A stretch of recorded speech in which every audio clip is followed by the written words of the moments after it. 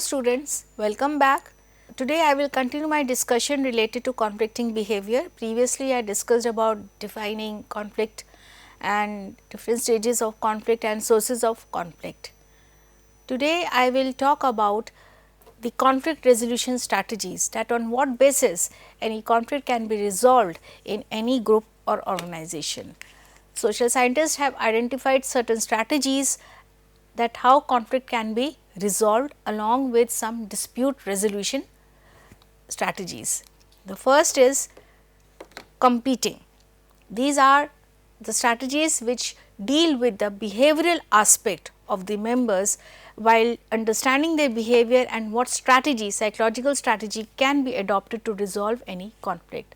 The first is competing, which is also assertive and uncooperative. When two parties who are in conflict with each other, they will not adjust with at any point of time, and at the same time the conflicting parties will try to win over the other. They will only focus on the gains and not on the losses, that what they have to suffer, although the losing party will have to bear the expense. So, this strategy is characterized by assumption that one party wins and the other loses.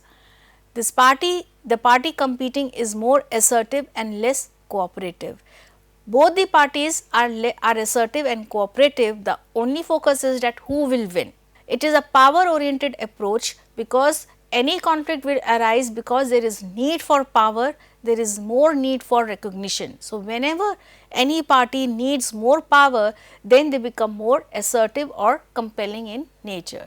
So, this is a power oriented approach, and the competing party makes a unilateral decision. That means, there is no compromise, there is no adjustment, and they are asserting their own decision that what can be done or what has to be done.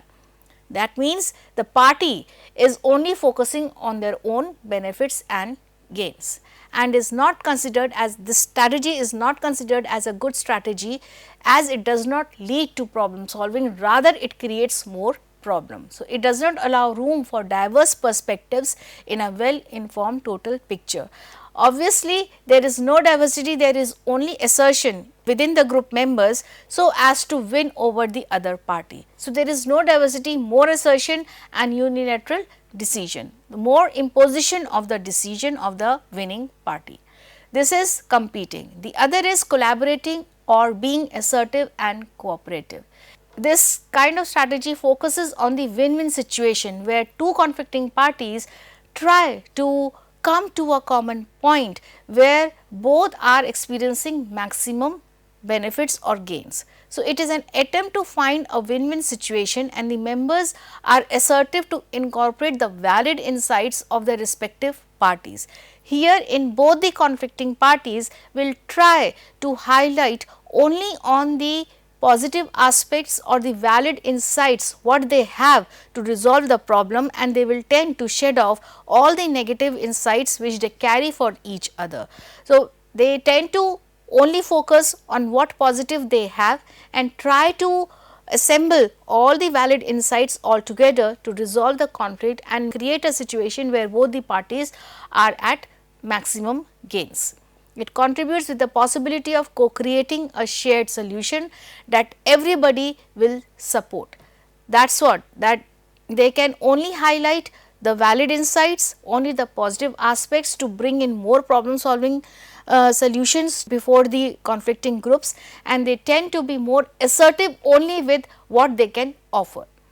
So, there is more support, and the parties are associated with better decision making and favorable experiences and bargains. So, here the decision making is completely based on the win-win situation, that both the parties are enjoying the benefits, both the parties have maximum gains and reduce all the negative aspects or that can aggravate the conflict. So, the idea here is in collaborating strategy is that members of both the conflicting parties tend to resolve the conflict and not only suppress the conflict, but create a win-win situation where all the members are gaining benefits. So, this is collaborating where assertion is there for valid insights and they will cooperate for valid insights only.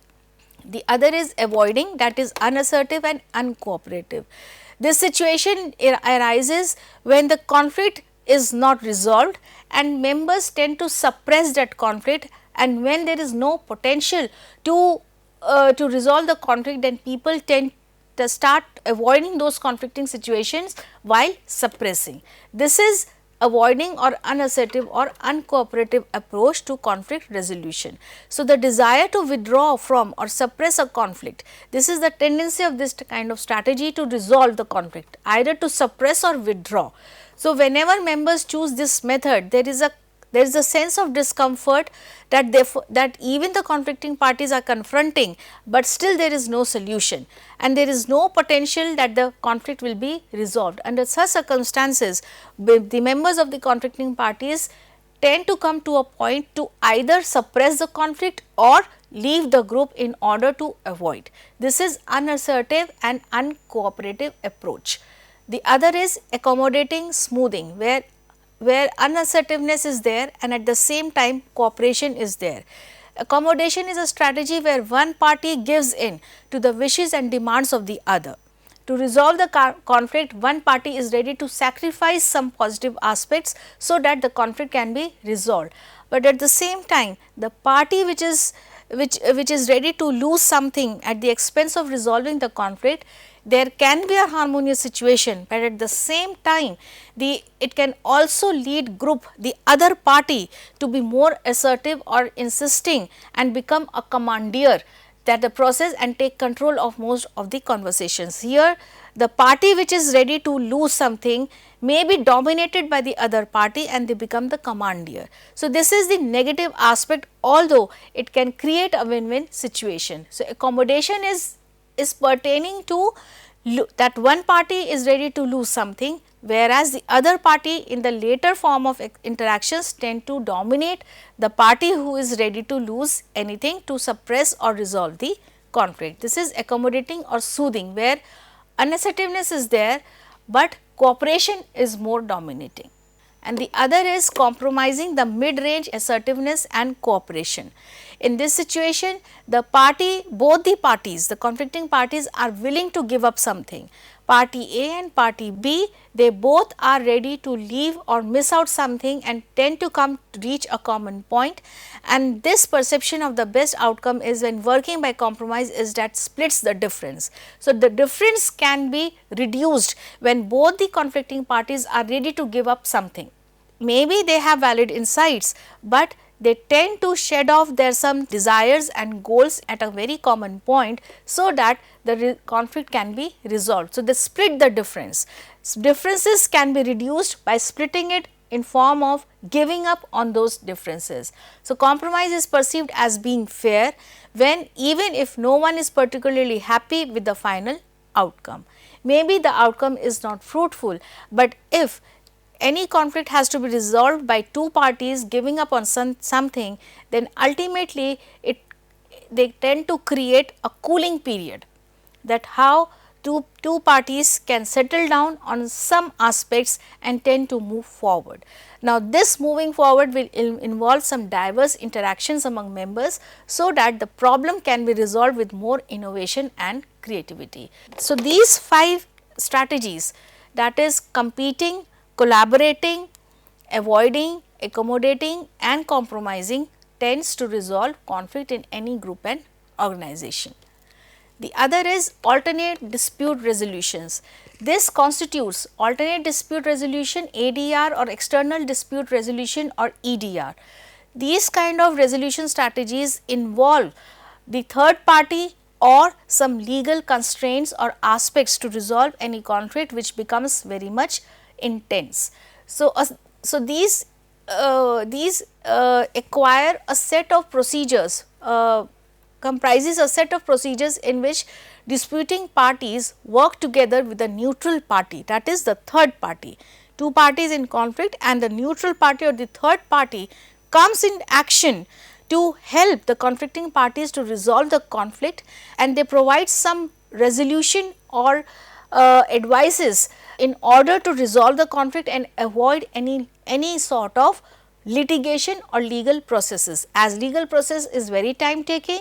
So, in alternative dispute resolutions, the third party can intervene and resolve the conflict. So, there are three types of alternative dispute resolution. The first is mediation, arbitration and negotiation. Mediation, it is a third party approach in which the third party is the mediator and facilitates resolution process and may even suggest or advise some suggestion to resolve the conflict. Now, this resolution is in a form of proposal of solution, that how the intense conflict can be resolved based on the proposal of the third party, and that proposal is some solution to the problem. Although in this kind of mediation there is no way that the third party can impose that solution on the conflicting parties. It is the discretion of conflicting parties to agree to that third party solution or not. So, the mediator interacts with the members of the conflicting group and attempt to find common point that will tend to bring members at the common point and resolve the conflict. So, here in mediation, solution is there, but the mediator cannot impose that solution. He can only interact with the conflicting parties and suggest about any resolution. The other is arbitration. This is again a third party process, and the third party is known as the arbitrator, and the arbitrator has the right to impose the solution on the conflicting parties. So, the arbitrator has the power to impose or at least recommend the terms of the agreement between two or more conflicting parties. So, here the solution is in form of agreement between the two parties, and that agreement is being imposed by the arbitrator. The third party is there, but he has the power and right to impose. So, arbitrations often occur because parties to contract agree that any future dispute connecting to the agreement will be resolved by arbitration.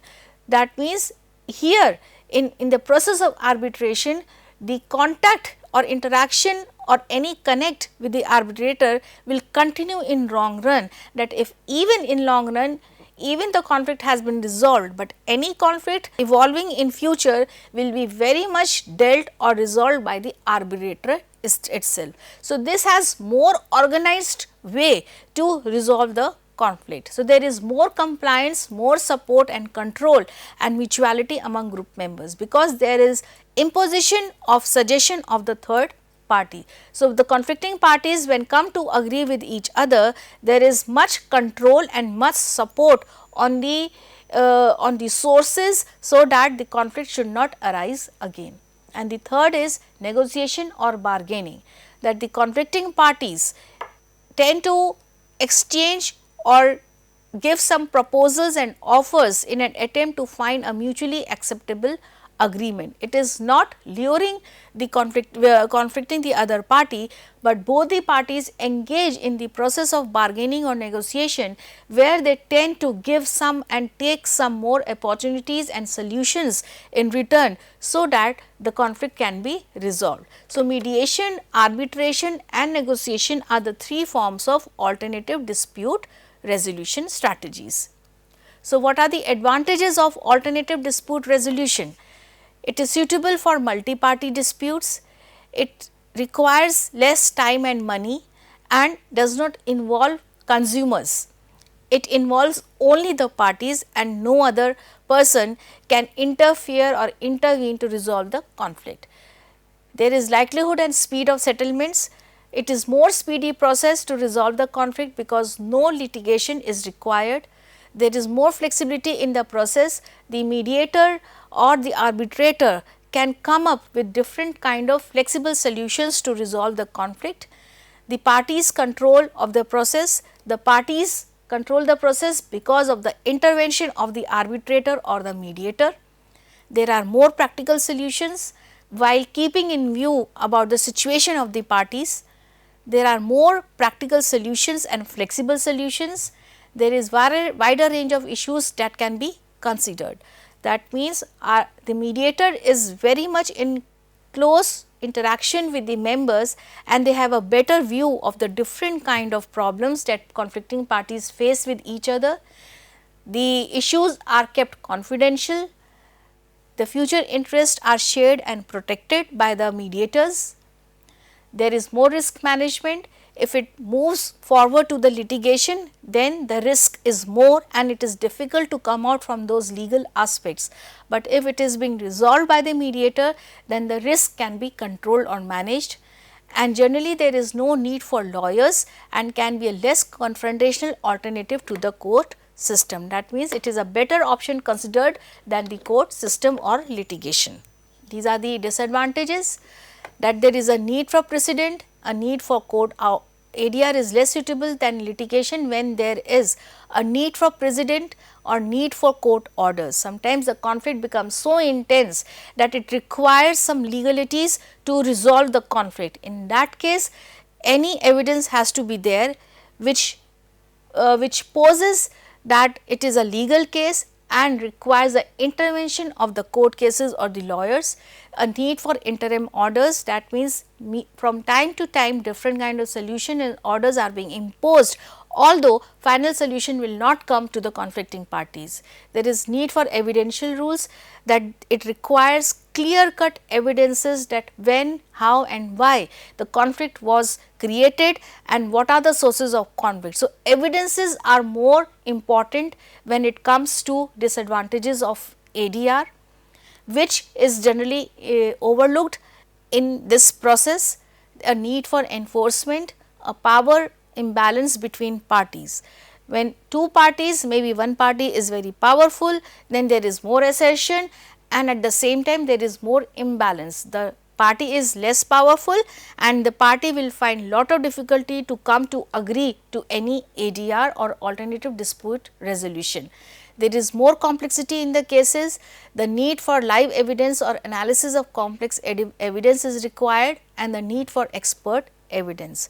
That means, whenever any conflict becomes intense in form of insurrection or schism, that is discord or disunion, then ADR becomes less effective and it requires more intervention of any legal aspects. These are the advantages and disadvantages of ADR or alternative dispute resolutions or external dispute resolutions, but at the same time it has lot of significance in resolving in-house conflicts.